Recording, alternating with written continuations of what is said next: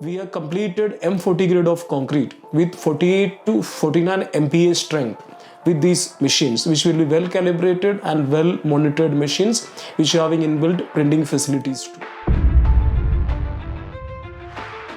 I'm Satish Nair, the Chief Operating Officer for SAPSCON Engineering Constructions Pvt, Goa.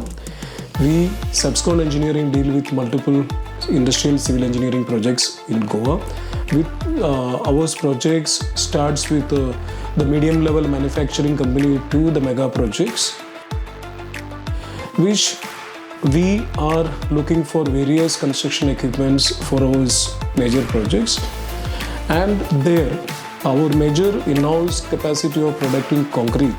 The Stetter is one of our partners in all kinds of construction equipments, which from batching plants, self-loading machines, and plastering machines, etc. So here in Goa, we are constructing one of a very prestigious project for Eurostampa, Italy.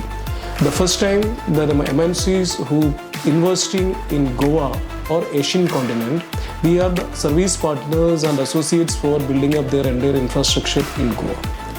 So here we have a various kind of concrete requirements which spread across from M15, M20, M25 and M40 grade of concrete for our construction business.